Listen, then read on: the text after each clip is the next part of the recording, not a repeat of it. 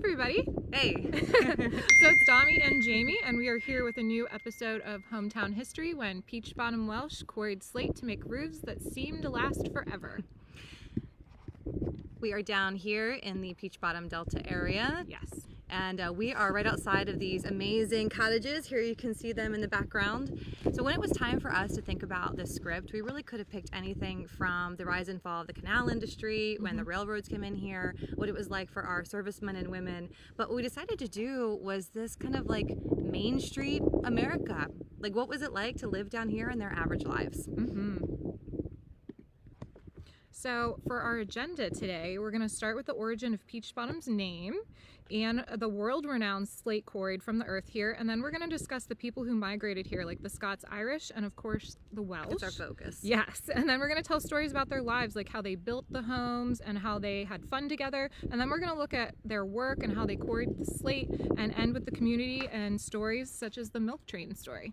Of course, we want you to walk away with some takeaways, so we narrowed it down to just 3. One is that there are a lot of different people from various countries and backgrounds that are in York County, and the Welsh quarrymen are perhaps the least known out of all these immigrants, which is one of the reasons why Dami and I wanted to come down here and cover their story. Yeah, absolutely. Second is that the Welsh were an extremely influential bunch. They left behind a lot of slate tombstones, sidewalks, roofs, foundations, as well as a Welsh church, music, cottages, and some of their legacy were in force for about 1840 until about 1940 and are very unique to America. Finally, though, this area has seen many waves of immigrants. It hasn't just been the Scots-Irish or the Welsh. We also have American Indians, Maryland settlers, enslaved black people, and now the Amish. But tonight we'll mostly just focus on the Welsh. So you're probably wondering if there's actually peaches in Peach Bottom. Where are they? So when it all started is not known, reads the origin story of Peach Bottom. The first reference to Peach Bottom was in 1737, and Baltimore County ordered a man named Caleb Purville to clear a road from Peach Bottom down to the river of Susquehanna. So the Peach Bottom ferry started transporting people, goods, and animals across the river in 1725. Which is interesting, because if the ferry was the first name in 1725, we still don't know, though, where they got that name. Right. And so it makes us think about how all our other areas get our names. So, like, how was Newberry named? Or even made me think, like, where did Jamie come from? Right. Dominish is actually a really unique name. It is. So Dominish is supposed to be a family name. My grandmother was named Dominish, or so we thought. She's Italian, and her birth certificate reads Dominica, which means Sunday in Italian. But the longer she lived her life, people started pronouncing it Dominish, because SH isn't a popular way to end words or names in Italian.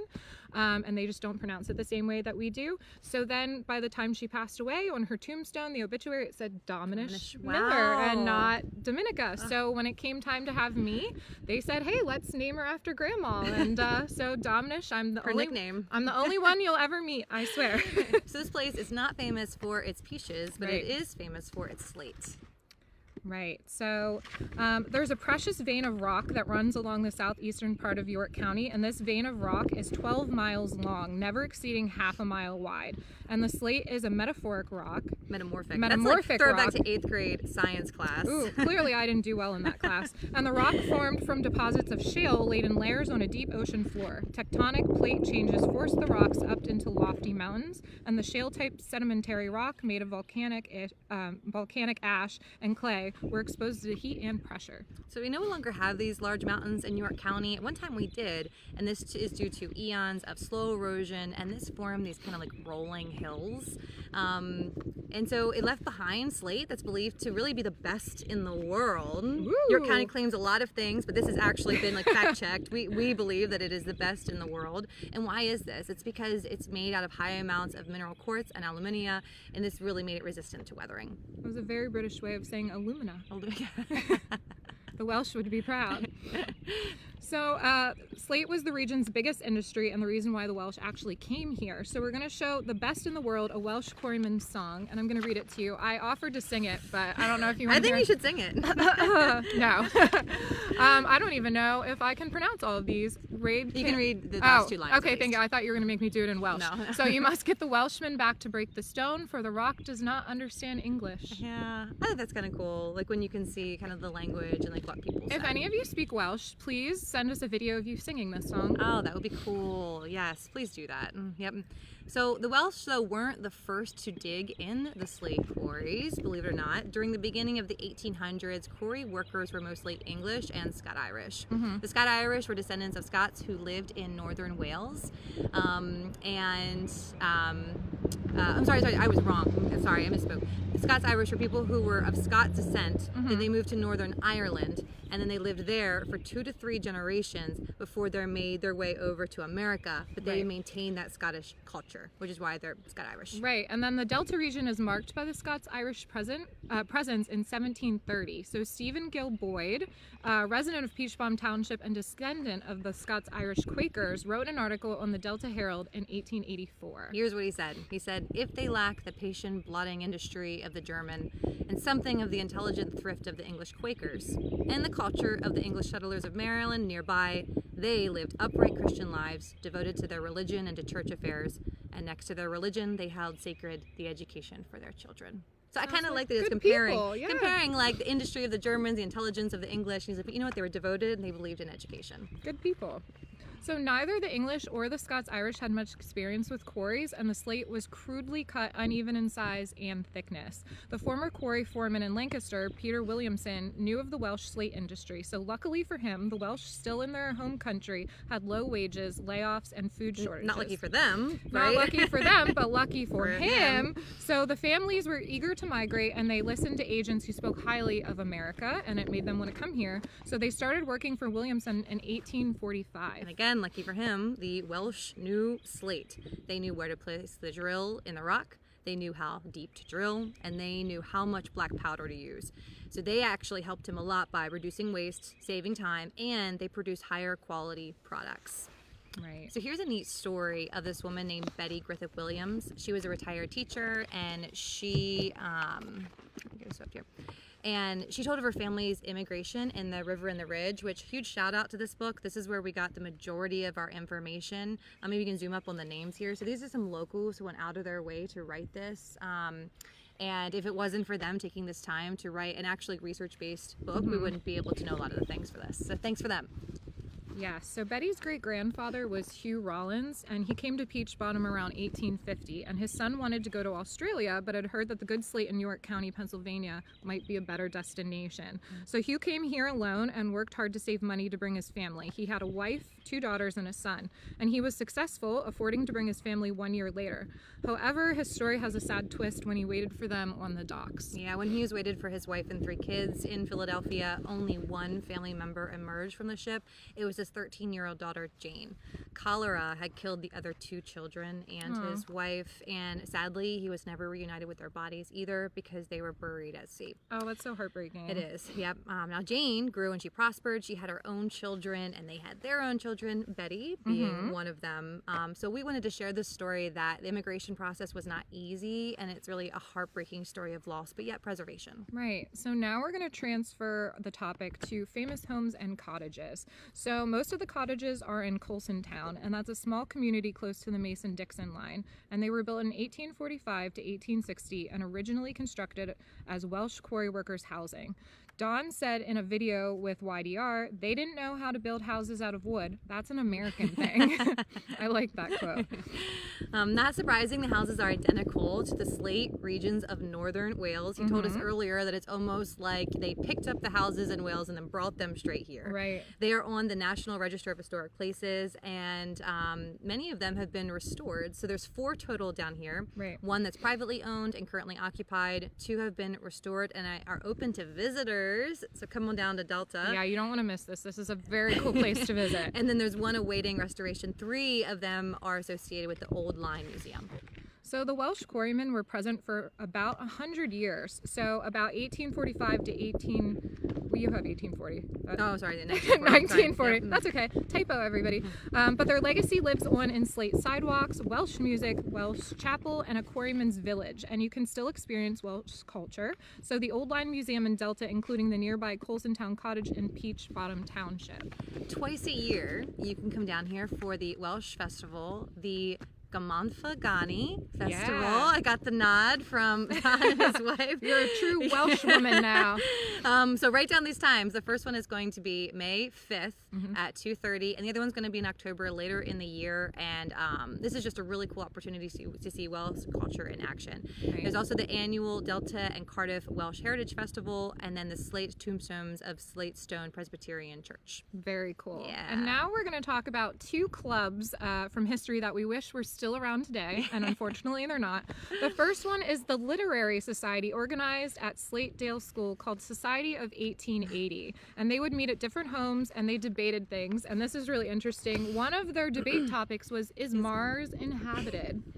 I wish I could hear what they talked about. I know, because they didn't know what we know now about outer space and everything. Right. But honestly, space travel freaks me out. So I hope Mars is not inhabited. I do not want to meet an alien from Mars. I want to double click on this, like, and psychoanalyze you later. It's probably like a weird, deep-rooted fear, and I don't know why, but no aliens for me. One of my favorite leagues was the Anti-Cigarette League. Here's a photo with Slate Ridge Church behind it.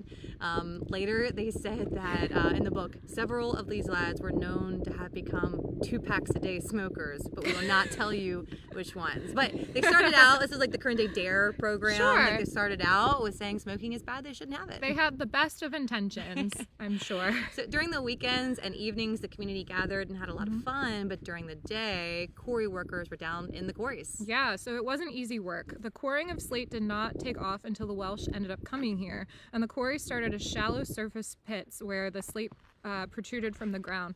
And after they exhausted that, they would end up digging into the earth to the large slabs of rock. So horses or mules hoisted the slabs using a derrick, and then it dropped on a large cannonball or river stone, shattering it into smaller I like to pieces. picture that, like them lifting it up and just like letting it drop and just smashing. I know, it seems really rudimentary, but it's clearly Worked. it's working. And you can see in this picture in the background, like just how neat it was. Right, and there were a total of 12 operating quarries, and they had about a total of, how many did we say, 25 employees each? Yeah, about 200 to 400 total. Total, but you know, lifetime. on each quarry it would be a smaller amount of men. Yeah. So let's talk about what a typical day looked like for them. They would work 8 to 12 hours depending on the season. Their work started at sunrise with a whistle. This was like, hey, it's peacetime, like come on down and start working. The Welsh custom of morning break then happened mid-afternoon. They rested for about 10 minutes. They would stop and eat a boiled egg, a sandwich, and always hot tea, then back to work. My recent break has been cottage cheese. Okay. Random, but like it's at that protein and it just tastes good. So that's been my like mid-morning break. You're healthy, so it makes sense. They get about half an hour for lunch, and in that lunch they'd have another sandwich, some fruit, more tea, relatively healthy lives, so that's good. Then at sunset, the whistle blew again. It was the end of the day, and the legend says that, the book, I love this, in the river in the ridge. Down the river they came, heading in all directions to their homes. The Welshmen could often be heard singing Welsh hymns or even Yankee Doodle. Oh, true Americans now, like singing right Yankee here. Doodle. Like I imagine know. these guys like 150 years ago walking down, like it's the same like plot of land. It is, you know? You're right. Children as young as 10 could work in these quarries, and here's a picture of 2 different kids. They would have been bell ringers or water boys.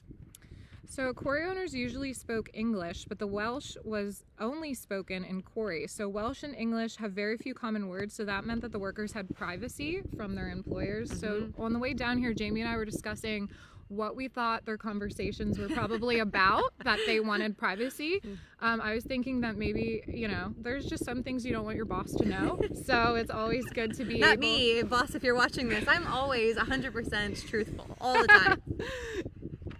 Why did you just laugh? I don't know.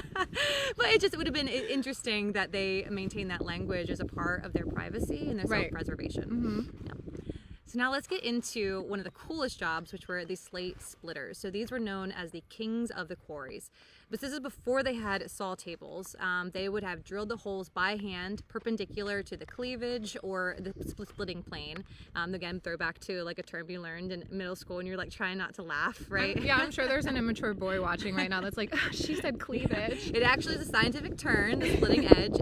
What they do is, you can see in this picture here, they would pound wedges, adding pressure until the rock split. So their goal was to get 3/16 of an inch thick. Wow. So when you think of like slate, right, about 3/16 of an inch thick. And I thought this was an interesting fact. They had to maintain this like internal moisture, which they would call sap, or else if it wasn't wet, it wouldn't split. Oh, interesting. Yeah, yep.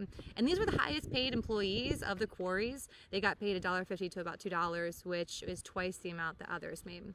And side note, these guys were known as quarrymen. They were not miners, and that is because a miner has to go underground and dig deep, whereas a quarry is more that you like just take out the land as you go. I asked my husband, I was like, do you know the difference between a mine and quarry? And he did. And I'm like secretly proud of him, but also like, why are you so smart? There's probably a quarryman watching right now that's really happy that you used the right terminology. Yeah. So while Peach Bottom slate was the best in the world, it was also more difficult to quarry compared to the other parts of the United States. And that was due to the almost vertical cleavage. That also meant accidents were more common. And there are many stories, but we're going to just tell you about one tonight. So around dinner, the quarrymen of the Peach Bottom Slate Manufacturing Company fired a blast, and they thought all the drill holes where explosives were blown out, but unfortunately they were wrong. Yeah. So the two men that were drilling were thrown into the air, and there were two other men that were standing nearby that were pelted with stones, and of course they were injured. But there was another man, and his name was Thomas Williams. He had his back to the explosion, and one of the rocks was launched into the back of his head and it hit the base of his neck. And when that happened, he died, which is a huge shame. It is.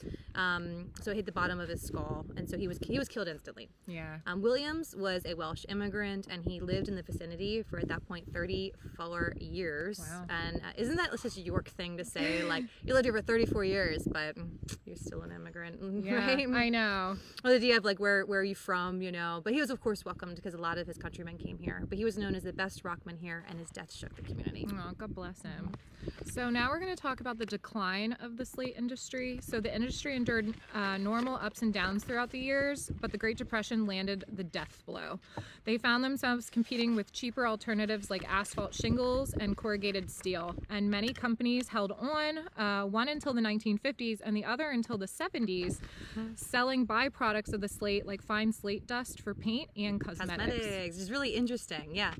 Even before the quarries failed later, they were running into problems. Around in the turn of the century, some quarries had reached depths of 200 feet, which meant that now you're getting into the water tables. So water submerged the rock faster than they could pump it out. Right. I also thought this was interesting. When they were quarrying, they didn't think too far ahead, because when the rock was lifted out, they just set it on the edge, and there's only like so much that you can do. So it accumulated, and this led to disastrous rock slides, which would again threaten the lives of the workers. Yeah, very dangerous work. Yep. So now we're going to talk about our top favorite slate artifacts. So this is the Humphrey Pritchard clock at the Old Line Museum in Delta, and the artist was a slate quarryman himself, and he crafted it out of 3 types of slate. So this photo is of Henry Mobley, Pritchard's nephew, and that was when the clock was in Mobley's dining room. So now you can see it firsthand at the museum. So that's exciting. Yeah, it's beautiful. I mean, look at that. I would have never looked at that and thought it was made of slate. Right? So yeah, beautiful. That was cool to learn about. Our next favorite thing are the headstones. Slate was used for headstones, and these are beautiful examples of death iconography that you would see, such as clasped hands or roses, or in that case there in the back you see a willow tree. You'd also find Welsh poetry, but even more interesting, personal anecdotes of people's character. So Magdalene Thomas, on her gravestone, it read, "Nasty words and gossip she never used to repeat her neighbors. Yes and no were all this wise lady said." Oh, Magdalene. Yeah, that's cool. Like, what are you gonna put on your tombstone? I don't know. Witty. Oh, I loved your post recently. Like, I'm smart and sarcastic, and then once I have my coffee. I'm extra. I'm even more sarcastic. That's what I'm gonna put on your headstone. My headstone needs to read like, "She didn't have her iced coffee today." So in addition to slate roofs, tombstones, and clocks, they also have slate sidewalks, which is super cool, which you can kind of see behind Jamie a little bit, walking into the house. Right there. Yeah, that way. And they were quite the practical bunch of people. Even though the quarries are closed and Peach Bottom slate is no longer available, echoes of its past glory are found etched into the landscape. Yeah, everywhere down here. It is. So slate may have launched this area into the national spotlight, but really we want to highlight the people and their normal lives because they were filled with really cool stories and memories. So a lot of historians focus on large-scale events like World War II or the Civil Rights Movement, which are interesting, but these, average day people are also really worthy of study. Like, for example, I have a line-a-day journal where every night I write down, like, what was most important to me today. Sometimes it's negative and sometimes it's positive. It's just when I go to reread this or my grandkids reread this, like, what do I want to know about? Yeah. Like, I'll probably tonight put a hometown history episode, went down to Peach Bottom Delta area. So if the people of Delta and the Peach Bottom area kept a line-a-day journal, what would they put in it? Right. So Jamie and I thought that one thing that would for sure make the journal was the introduction of the television to the area. So in the 1950s, the same time as the rest of the country, this new invention entered homes, and it started as a community event instead of a singular, like one television per home. So unlike today where people seem to go into their own rooms to watch TV, the people of Delta ended up dragging the TV and its long cables to the center of Main Street to watch the World Championship boxing match, which I think is super cool. And people would have staggered their lawn chairs to watch the fight all around the TV, and it was a community event. I love that. Yeah, I like it. Yeah, so when we're thinking about this area, we already went over Peach Bottom and where the word peach came from, which is still a little bit of a mystery, but where did Delta get its name? So the people of current day, here's like kind of the story of where Delta came from. So if you're thinking about starting a town, we can learn from our ancestors. The people of current day Delta needed this name. So the leaders, they did try a few names, but nothing seemed to stick. So they called this informal meeting in 1853, and they actually met in an ale shop. Okay. And they're like, all right, what are we going to name our town? Get some inspiration. So they thought of naming it after the families that settled here, like the Clearstorn, the Hollinsville, the Parksburg, or the Stubbsville. And there was no consensus. So Dr. Kilfor suggested that the first letter of the Greek alphabet, Alpha, others didn't think that sounded quite right. So Dr. Park suggested Delta, the fourth letter of the Greek alphabet. And I think that sounded a little bit better. And the others ended up noting the triangular piece of land that mimics the shape of Delta. And there you see it in their image, their kind of, their iconography that they use. Yeah, for their it town. Can't be easy, creating a town and creating a name for a town. No, so I give them kudos for coming up with something. Clearly it's endured. They didn't decide to change the name. Yeah. So. Oh man, when we were naming my son, like we didn't tell anybody until I know. like he was being born. I know. Well, first off, he came 2 months early, so we didn't even actually know for sure. But yeah, we kept it locked tight. We didn't want anyone's opinion. We were going to pick what everyone. Who would he be if he had come on time instead of 2 months early? Would you have stuck with Otto? We had 3 different names picked out. Okay. They were ones I actually wouldn't pick today. They were Will. Okay. And it was Jack and Harrison. Okay. Yeah, but I like Otto. He's an Otto. I liked Otto. My husband, though, if we named him Harrison, was going to call him Hank. And I was like I like it, but not. Actually, my friend just named their kid. They're calling it Hank. I love Hank. I'm glad your child's name is Hank. We'll delete that from the recorded video. So when we were conducting this research, I want to show you a picture here of a school. You really feel connected when you're researching the people who lived here. And there was a story specifically that really stood out to me, and that had to do with the milk train. So I'm reading this book, and it talks about a milk train. And the reason why milk is especially kind of sensitive to me right now is because Otto was recently diagnosed with lead poisoning, and we just renovated our house. Like, it's not like he's picking off old paints, a freshly renovated house. Which it was really, you have one job as a parent to protect your kid, and you feel like you're failing, right? Yeah. So we're trying to figure it out, but what the pediatrician recommended is that he drink more milk, and the calcium is supposed to stop his body from absorbing the lead. So I learned about this milk train. I'm like, oh my gosh, like, what was the milk train? Right. So original settlers would have had a family cow, and it would have to be milked twice a day because there was no Walmart, there was no Rudders, you couldn't just stop by the convenience store to purchase milk, so they had to rely on themselves, self-reliance. However, the growth of the villages meant people couldn't end up keeping their cows, especially since local ordinances ended up banning cows. I know, and keeping a cow was also a life decision. You couldn't take vacations or sick days. You had to milk your dairy cow, and that's hard work. If you weren't cut out for that kind of work, don't buy a cow. Some farmers saw the financial benefit of adding a few cows to their herd because then they had a surplus, and they would be able to sell that milk surplus to those who moved to the villages. So within time, some farmers had grown to proper dairies or creameries like you see here in the background. This was a creamery in Slate Hill. This picture is known as the Jones and McLaughlin. This was one that was powered by steam. This is from 1915. Creameries like this would have made cheeses, butter, and ice cream. My favorite. Yummy. So now we have a picture of Ed Hughes of Delta, the owner of Fairview Farm, and he's showing off his milk route. And you can see that the milk wagon is making deliveries to Cardiff, Maryland in 1905. And it's fun to imagine a time when milk was delivered to your home in glass bottles. Yeah. I mean, it's not that long ago, but obviously not in our lifetime. So can you show the milk route? Do we have that? No, sorry, we were going to show it to you, but we don't have it. And that's Jim Watson, who delivered to Delta from 1960 to 1972. So imagine if we still had this service in place, we'd know our neighbors a lot better. Yeah. And we're not trying to revert to the past. There's a reason why modern dairies do exist, but it's fun to picture a community where the milkman still stops at your house. And asks you like how you're doing and drops off Yeah, your milk. I mean, we kind of have like Instacart now, and you can Amazon next day delivery, but you That's know. true, actually. Mail people are You know, becoming more there popular. for a while, I think the UPS man would worry if he didn't have a package to deliver to my house almost every day. He was like, this girl buys a lot of stuff on Amazon. But I've been doing that too. So as we know, milk spoils really quickly, and that's actually the reason why Hershey, Pennsylvania is where it is, because Milton Hershey realized that he needed to be closest to the most perishable ingredient in chocolate. Yes. So that's where he picked where he is, because there are a lot of dairies. And so the Delta Peach Bottom area, these dairies grew large enough, though, that they outgrew the needs of the village. So excess milk from their own dairies would travel along the Ma and Pa Railroad south to Baltimore, and the railroad purchased milk cars, 2 of them to be precise, which were refrigerated cars that carried 10-gallon milk vans. Don tells us they called them the Milky Way. that's cool. I love that. I do. I like that a lot.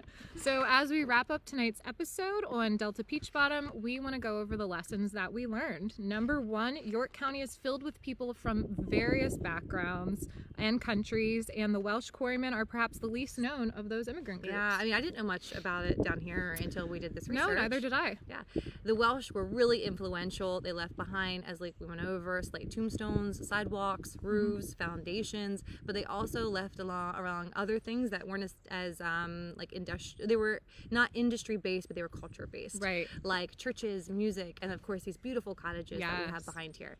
And then some aspects of their legacy were enforced from about 1840 until about 1940 and are very unique to America. Absolutely. And third, which is our last point, is this area has also seen waves of other immigrant groups. The American Indians, Maryland settlers, enslaved Black people, and now the Amish are here.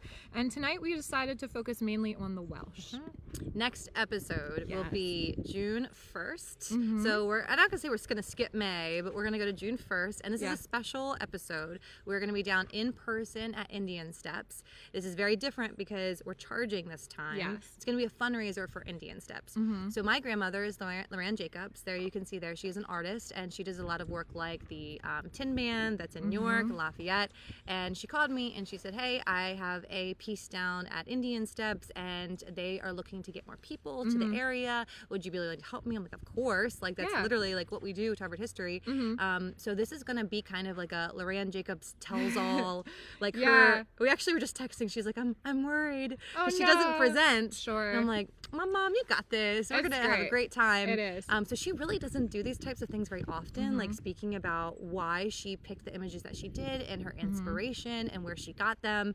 But she promised me that she will be there. And so, Mom. So this could be a once-in-a-lifetime opportunity. Yeah, so she probably you will don't not do wanna this miss it. again. So June 1st, 2 p.m., Indian Steps, $10 a person if you choose to come. It's a worthy cause, so we hope to see you there. All right, thanks, guys. Bye.